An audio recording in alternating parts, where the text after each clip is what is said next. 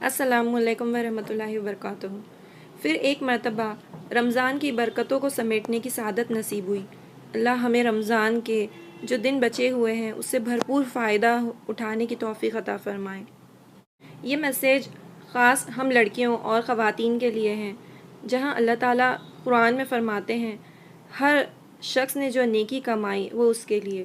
جگہ جگہ یہ بھی ہم کو پڑھنے میں آتا ہے کہ جو مردوں نے کمایا وہ ان کا حصہ، جو عورتوں نے کمایا وہ ان کا حصہ۔ ہم دیکھتے ہیں کہ اسلام کے 5 ارکان میں سے زکوٰۃ ایک اہم پلر ہے اور اس کی ادائیگی بہت ضروری ہے۔ خاص طور پر جو صاحب نصاب ہے یا گولڈ جو ہمارے پاس ہوتا ہے وہ ہم خواتین کی ذمہ داری ہے ہم اس کی ادائیگی کو یقینی بنائیں اور اس کو ادا کرنا ہمارے اوپر واجب ہے۔ زکوٰۃ کے 8 مد ہیں اور ہم اکثر اس میں کنفیوزڈ ہوتے ہیں۔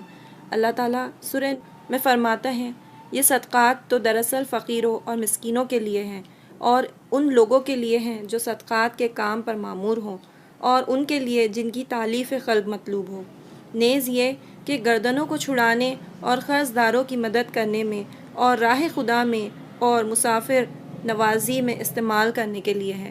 زکوٰۃ کا اجتماعی نظم بھی اسی طرح ضروری ہے جس طرح نماز کا اجتماعیت یا جماعت کے ساتھ ادا کرنا ہے۔ ہمارے ملک میں اجتماعی بیت المال کے ذریعے زکوٰۃ کی جمع و تقسیم کا کوئی انتظام نہ ہونے کے سبب ہمیں زکوٰۃ کی ادائیگی کے وہ فائدے حاصل نہیں ہو رہے ہیں جو اس سے مطلوب ہے۔ So here comes Jamaat Islami Hind into picture۔ Jamaat Islami Hind زکوٰۃ کے 8 مد کو ایک ضابطے میں لا کر الگ الگ مصرف میں ضابطے کے ساتھ اس کو خرچ کرتی ہیں۔ جیسے جماعت برادران وطن میں اسلام کی دعوت، مسلم معاشرے کی اصلاح، تعلیمی ترقی، ایجوکیشنل اپلفمنٹ، بے قصوروں کی رہائی، ملی مسائل کے حل، بلا سودی نظام کے قیام کی کوشش، نان انٹرسٹ، محتاجوں کی مدد، شفا خانوں کا قیام، ہاسپٹلز کا قیام، establishment, relief work, job chambers, employment centres, family counselling centres, یتیم، بیوہ اور مساکین کی مالی مدد اور خدمت خلق جیسے کئی محاذوں پر مسلسل سرگرم عمل ہے اور ہم کو وقتاً فوقتاً یہ ایکٹیویٹیز دیکھنے میں اور سننے میں آتی بھی ہوں گی۔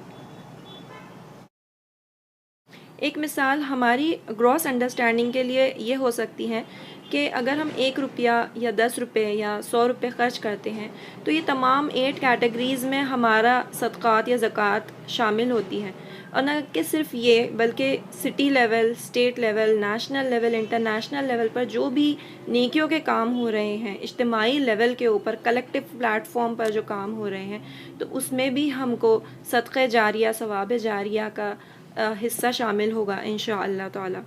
ہم جانتے ہیں رمضان کے آخری عشرے میں آپ صلی اللہ علیہ وسلم کا طرز عمل کیا ہوتا تھا۔ آپ صلی اللہ علیہ وسلم اپنی کمر کس لیتے تھے اور ویسے تو آپ بہت سخی تھے، لیکن رمضان کے آخری عشروں میں بہت زیادہ سخی اور جنرس ہو جاتے تھے۔ ہم نیکیوں کے قیام اور برائیوں کو مٹانے کے فریضے کے انجام دہی میں آپ کے گراں قدر تعاون کے مشکور ہیں اور امید کرتے ہیں کہ آپ ان کاموں کی اہمیت کے پیش نظر تعاون بذریعہ زکوٰۃ یا صدقات میں اضافہ فرمائیں گے۔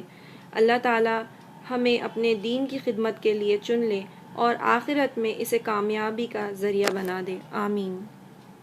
آئیں اور یہ چھوٹا سا نذرانہ صدقات یا زکوٰۃ کے فارم میں ہم اللہ کے حضور پیش کریں تاکہ قیامت کے دن یہ ہمارے لیے دگنا چوگنا کئی گنا بڑھا دیا جائے اور ہم اس کے فروٹس کو قیامت کے دن دیکھیں۔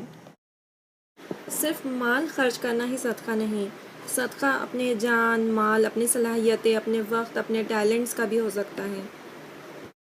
تو آئیں اور اس اجتماعیت کا حصہ بنیں جو کہ پلیٹ فارم ہے ہر اسکول گوئنگ بچہ یا بچی کے لیے، ہر کالج گوئنگ لڑکے اور لڑکی کے لیے، ہر پروفیشنل یا گھریلو خواتین یا خاتون کے لیے، ہر انٹرپرینور، بزنس مین یا پروفیشنل ڈاکٹرز، انجینئرز کے لیے، جہاں آپ کے ٹیلنٹس اور آپ کے سکلز کو اللہ کی راہ میں بھرپور استعمال کرنے کا موقع ملے گا۔